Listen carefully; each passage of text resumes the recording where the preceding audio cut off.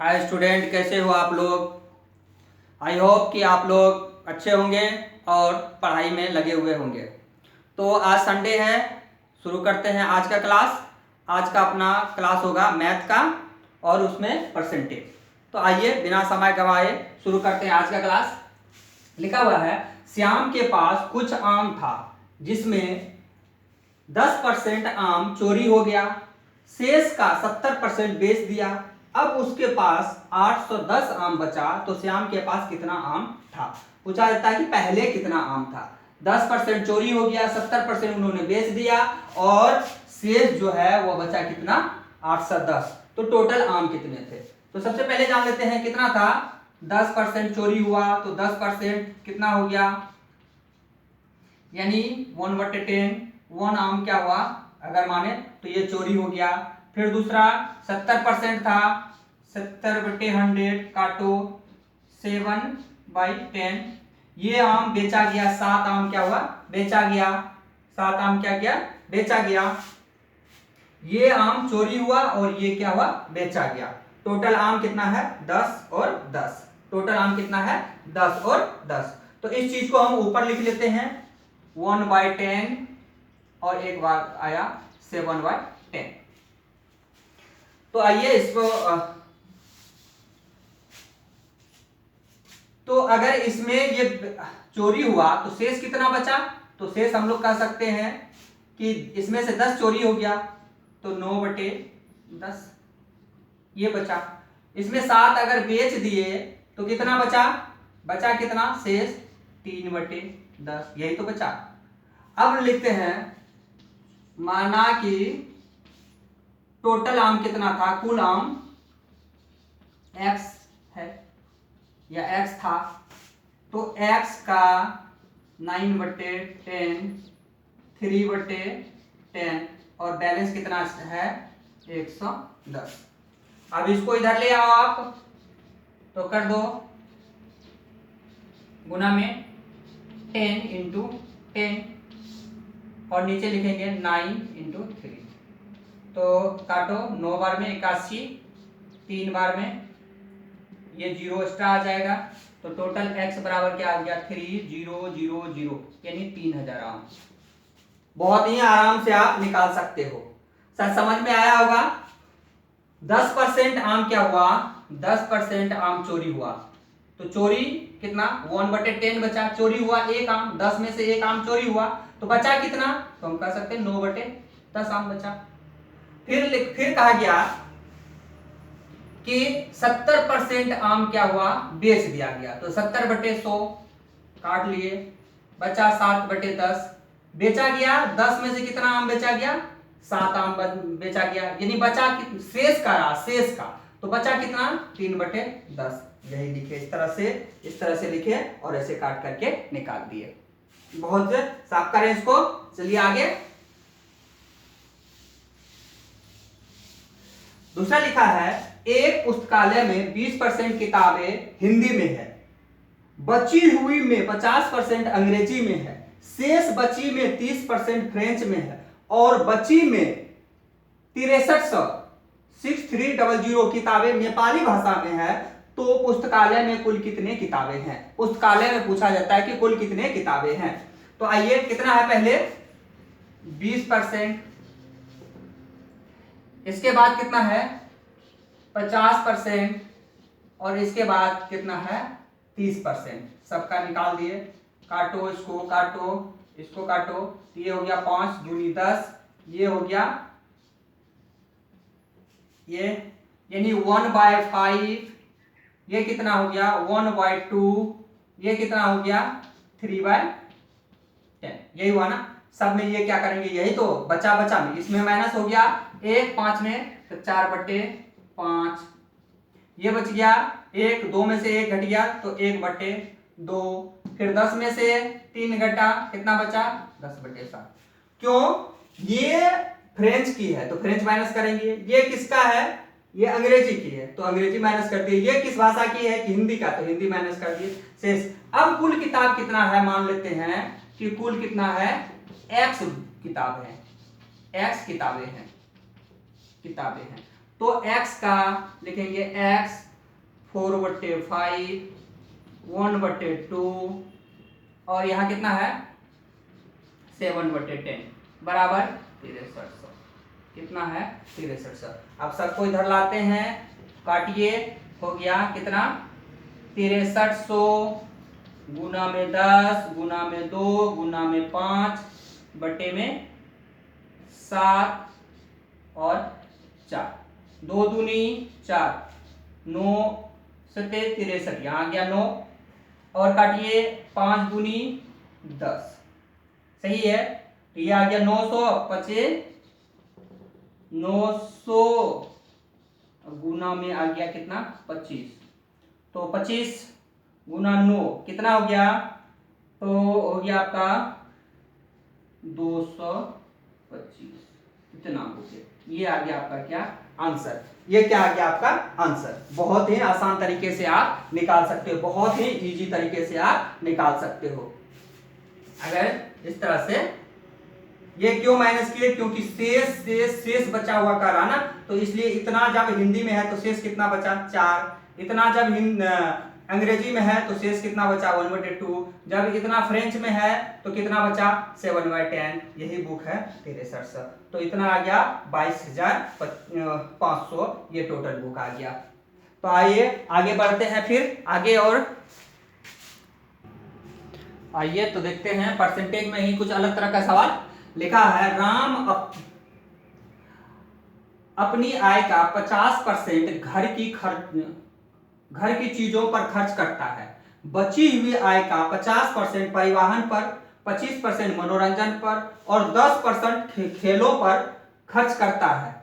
इन सब के बाद 900 रुपया बचाता है, तो राम की आय क्या है। कहता है 50% जो है वह घर की चीजों पे खर्चा करता है, बचा हुआ पैसे का 50% परिवहन पे, 25% मनोरंजन पे और 10% खेलों पर खर्च करता है। फिर भी वो बचाता कितने पैसे हैं, फिर भी वो बचा लेता है 900 रुपया, फिर भी वो 900 रुपया बचाता है। तो कहता है राम की टोटल आय कितनी है, राम का इनकम कितना है, ये पूछ रहा है। अब इसमें हम लोग इस तरह से भी बना सकते हैं इसको, इस तरह से बहुत इजी तरीका बताते हैं आपको बनाने का, बहुत ही इजी तरीका। मान लेते हैं कि राम का इनकम 100 रुपया है, कितना है 50% घर की चीजों पर, 50% इन्होंने घर की चीजों पे खर्च किया, तो शेष कितना बचा, तो शेष आप कह सकते हो 50। अब इस 50 का 50%, इस 50 का ये तो 50 निकाल दिए, 50% परिवहन पे, इसी का 25% मनोरंजन पे और इसी का 10% किस पे, खेल पे खर्च करता है।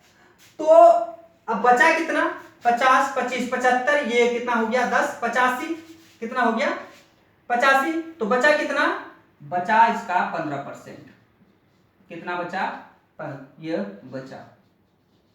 बची है कितना, देखो 50, 25, 75, 85, बच गया 15%।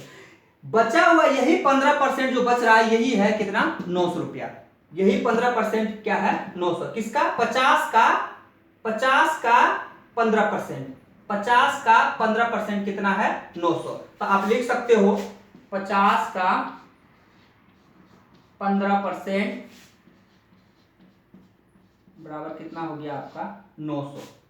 0 से ये काट लो, 3 यहां काट लो आप, 2, तो आ गया 1 यूनिट बराबर कितना हो गया 900। फिर ये आ जाएगा आपका कहां ऊपर 2, ये आ जाएगा आपका कहां नीचे, नीचे आ गया आपका क्या 5 और 3, तो 3 से 3 3 9, 00 300, 6 पंचे 30, 50, सॉरी 60 हुआ ना, तो 1 यूनिट बराबर कितना हो गया 120। 1 यूनिट बराबर कितना हो गया 120।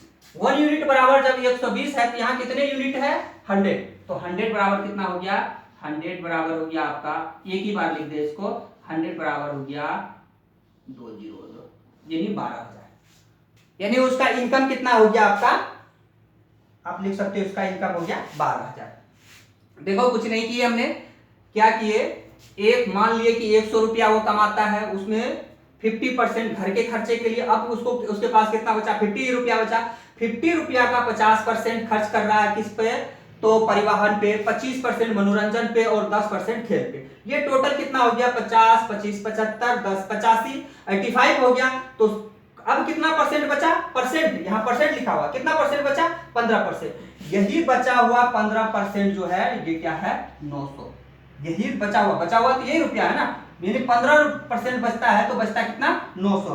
तो 50 का निकाले, और किसका 15% है, 50 का 15%। तो 50 का 15% निकाले तो 1 यूनिट बराबर कितना हो गया, 120। तो 100% बराबर कितना हो गया, 12,000। 100% बराबर कितना हो गया, 12,000।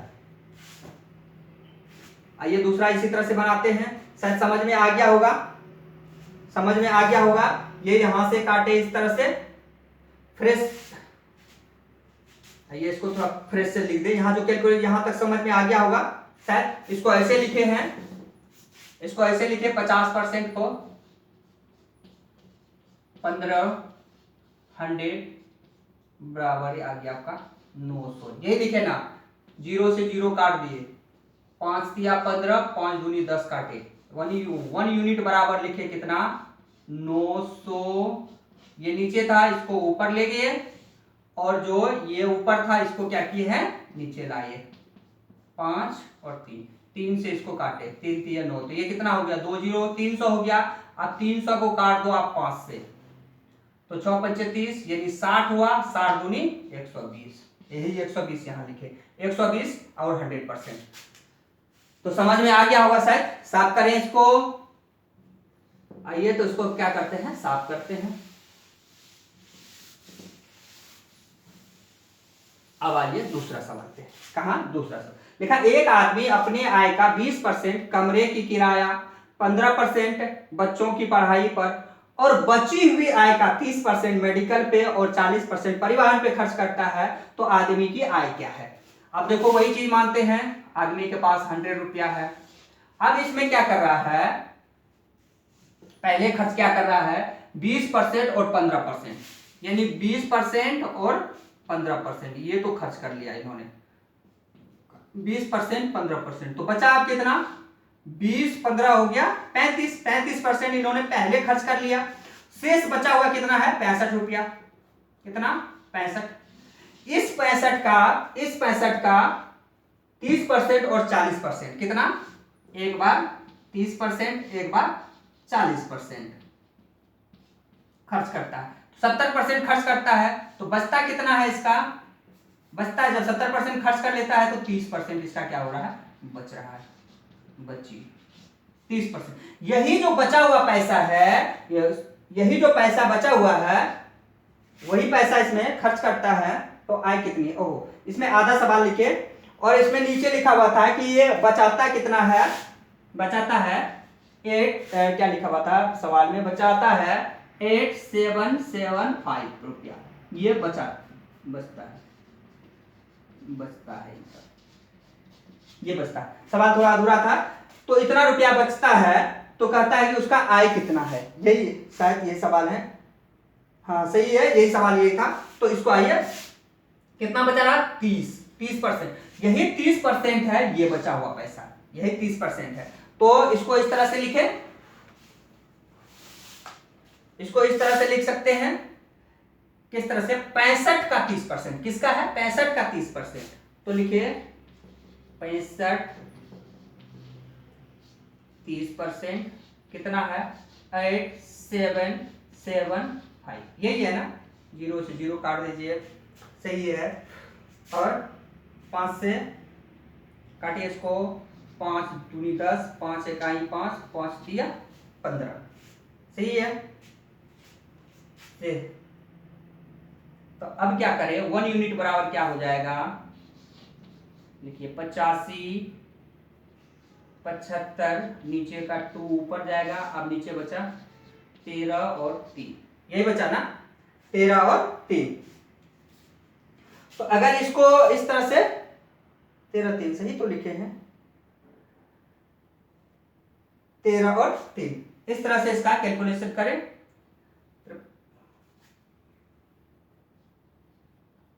चलिए इसको काट करके आप देखिए तो 100% 100 यूनिट बराबर ये आ जाता है आपका कितना, 45,000। कितना आ जाता है, 45,000। अब काट लीजिए आप, ये आ जाएगा आपका 45,000 से ही लिखे, ये 45,000 समथिंग। ये आ गया आपका आंसर, ये क्या आ गया आंसर। चलिए आगे बढ़ते हैं और आगे सवाल लिखते हैं। तो आइए थोड़ा सा और चेंजिंग सवाल में देखते हैं। लिखा हुआ 60 विद्यार्थियों की एक समूह में 30% छात्र केवल अंग्रेजी बोलता है, 20% केवल हिंदी बोलते हैं और शेष छात्र दोनों भाषा बोलते हैं, तो कितना छात्र हिंदी बोलते हैं। तो इसमें कहता है हिंदी बोलने वाले छात्रों की संख्या कितनी है। 30% केवल अंग्रेजी, 20% केवल हिंदी और शेष दोनों भाषा बोलते हैं, और टोटल समूह में कितने छात्र हैं, 60।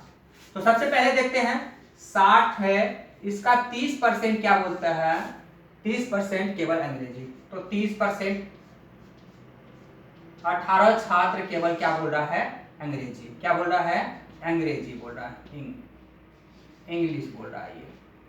20% केवल हिंदी, तो 20% 60 का 20% कितना हो गया, 12 हो गया। तो अब कहता है कि हाँ, तो दोनों भाषा, शेष दोनों भाषा बोलता है। टोटल कितना है, टोटल है 60। कितना है, 60। इसमें से 18 जो है ये क्या बोल रहा है, ऐसे ऐसे ऐसे, ये है इंग्लिश बोलने वाला। क्या है, ये लिख देते हैं इंग्लिश बोलने वाला, और ये है हिंदी बोलने वाला, केवल हिंदी। ये केवल इंग्लिश, केवल यहां लिख देते हैं इंग्लिश। ये है बोथ, दोनों बोलने वाले, इंग्लिश एंड हिंदी दोनों बोलने वाले। 18 12 12 18 कितना हो गया, 12 18 कितना हो गया, 30, और शेष कितना बच गया, 30, क्योंकि टोटल 60 था। टोटल कितना था, 60।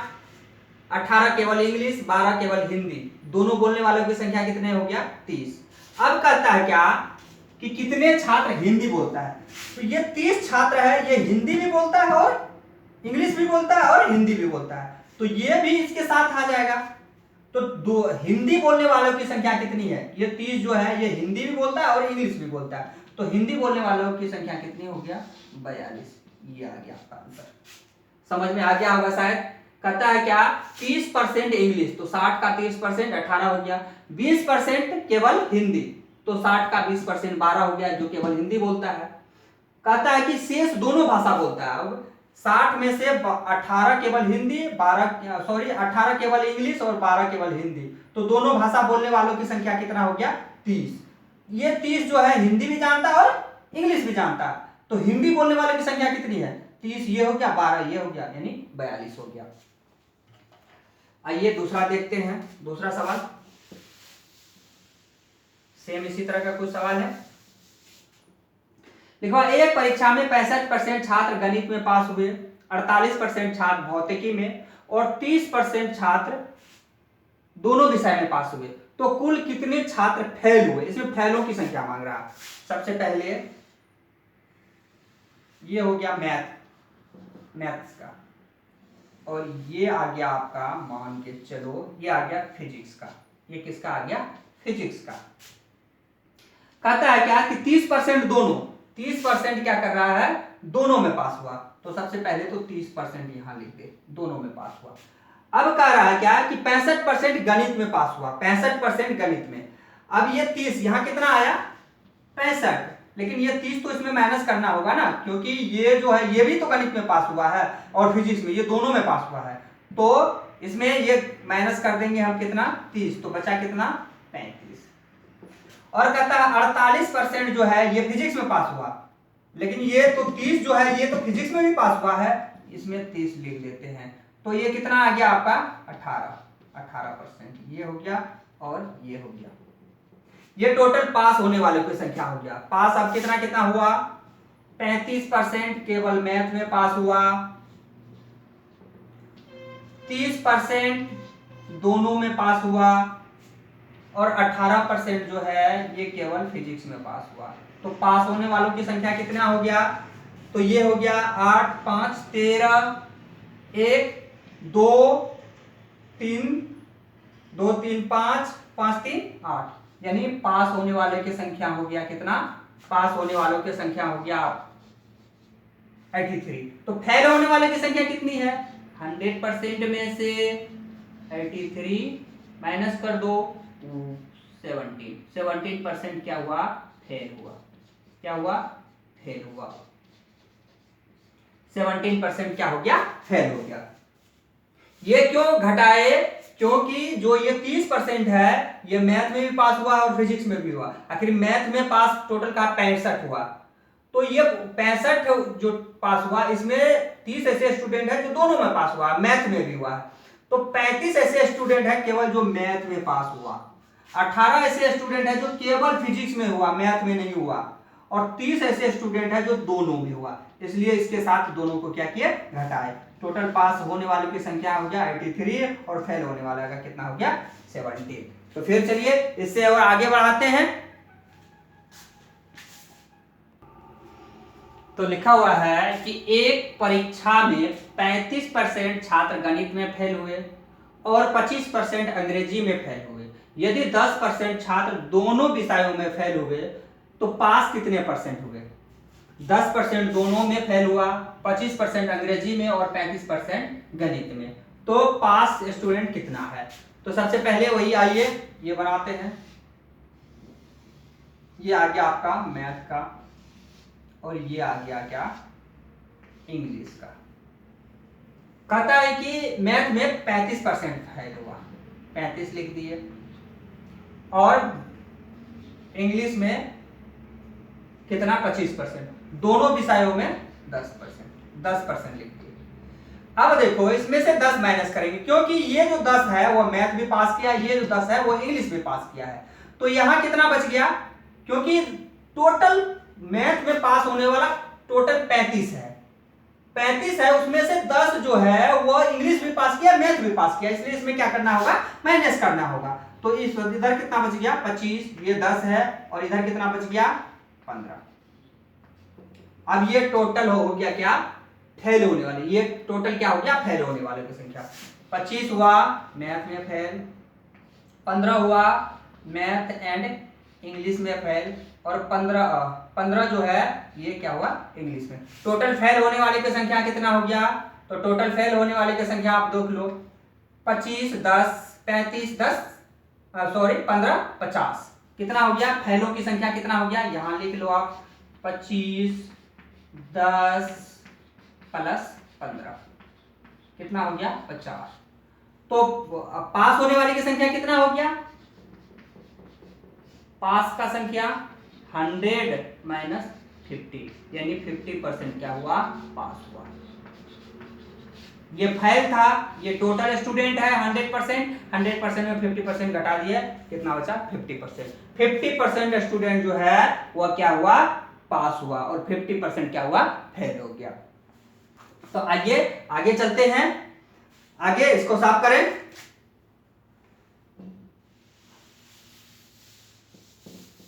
आगे देखो, एक गांव में 65% परिवारों के पास भैंस है और 30% परिवारों के पास गाय। यदि 15% परिवारों के पास गाय और भैंस दोनों है, गांव में 96 परिवार है, तो कुल कितने परिवारों के पास भैंस व गाय नहीं है? इसमें नहीं पूछा गया है कि नहीं है। ये मान लेते हैं ये बेफलो यानी भैंस का है, और ये आ गया आपका कौ यानी गाय का। क्या आ गया? गाय का। ये आ गया बोथ। सबसे पहले हम लोग को बोथ लिखना चाहिए, दोनों में कितना है? 15% दोनों में है। टोटल भैंस की परसेंटेज कितनी है? 65। लेकिन 65 में 15 ऐसे हैं, 15% ऐसे परिवार है जो गाय भी रखा हुआ, भैंस भी रखा हुआ। तो इसमें क्या करेगा? टोटल भैंस रखने वाले परिवारों की टोटल संख्या कितनी है? 65% है। तो 65% में ये माइनस करना होगा, तो यहाँ कितना बच गया 50, कितना बच गया 50% केवल भैंस रखता है। और गाय कितना था 30%, कितना था 30%, 15 तो ये भी गाय भी है भैंस भी है, तो ये 15 में माइनस हो गया, तो कितना बचा 15।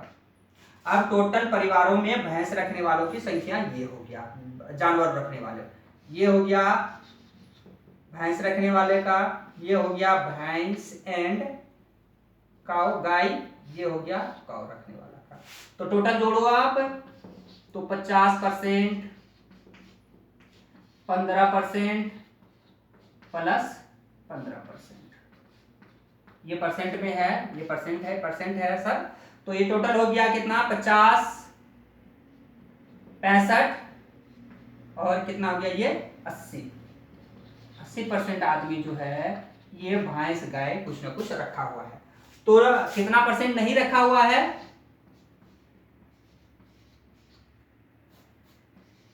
नहीं रखने वालों की संख्या 20%, किसका 20, 96 का 20%, तो 96 20 100 काटो 5 आ गया, निकालो इसको, कितना आ गया, सॉरी 15 यहाँ घटाने में 15 माइनस किए, सॉरी यहाँ 40 आना चाहिए था, क्या आना चाहिए 40 आना चाहिए, यहाँ गलती कर दिया आपने। तो 40 30 70 और कहीं गलती किए हैं, 1 मिनट चेक कर लेते हैं, इसको देख लेते हैं, सही था। ये तो 50 बचा, ये तो अब इसको 5 काटो आप इस चीज को, तो इससे काट लेते हैं, 5 इकाई 5 4 कितना आ गया 46 9 से 45 ये आया, यानी 19 परिवार मान लेते हैं, वैसे आता है 19/5 आता है, लेकिन हम लोग मान लेते हैं आंसर में 19 परिवार, कितना 19 परिवार 90। तो इस तरह से बहुत ही इजी तरीके से आप निकाल सकते हो। अब इसमें सवाल में इस तरह से गलत लिखा गया है कहीं, इस वजह से ये निकल रहा, नहीं तो पूरा आता। तो स्टूडेंट कैसा लगा ये परसेंटेज का क्लास? अगर आप लोगों को ये क्लास मैथ का अच्छा लग रहा हो तो कृपया कमेंट करके जरूर बताएं। Thank you.